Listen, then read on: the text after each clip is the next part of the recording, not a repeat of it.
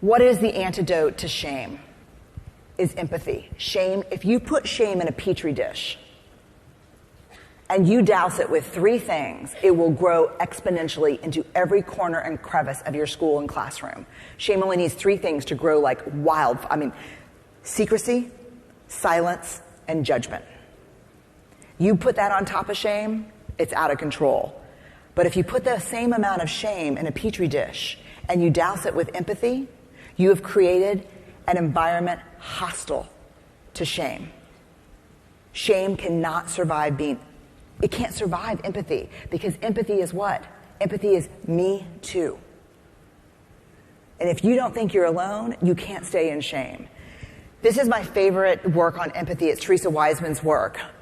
It's perspective taking. It's staying out of judgment, recognizing emotion and communicating it and staying mindful. And I'm going to end with this, perspective taking. The whiter, straighter, more Judeo-Christian, middle class you are, the less good you are at this. I mean, that's me too, sorry for all of us, but you know why? Because we weren't raised with critical awareness. We weren't raised with parents pointing out, hey, where are the white folks on that show? Because all the folks were white on Hee Haw. My parents did not point that out. And so when we talk about perspective taking, that is about taking the perspective of others, and that's where we have to become listeners and ask, what did this mean for you? What was this like for you? And our answer, you know the number one exacerbator of shame in conversation? Empathic failure.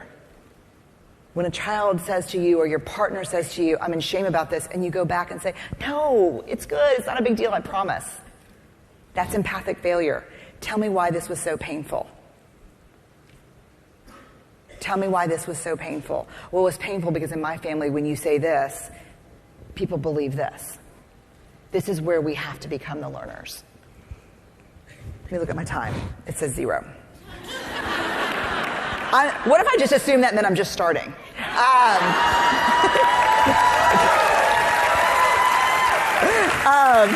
I just love, you know why? I'm going to tell you, and I'll say this. I know this is going to be recorded and people are going to I'll get emails about it, but it's worth it.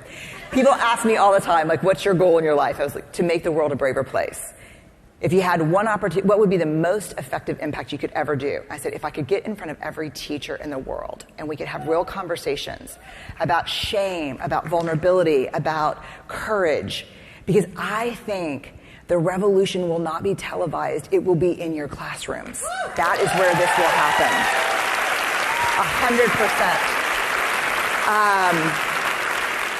100%. You are working on the hardest edges of love.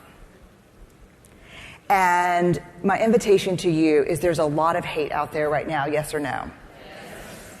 My invitation to myself as well, because I'm not good at this right now, is every time you hear something hateful or someone's talking about hate, try to switch out the word for pain. Try to think about pain. This is only going to change with you. I wouldn't pull parents in to do this. I would pull teachers, because this is where we can do it. And I'll just stop now and say thank you for inviting me, and thank you from the bottom of my heart for waking up every day and making the choice to be brave with your lives. It makes a bigger difference than you will ever know. So thank y'all.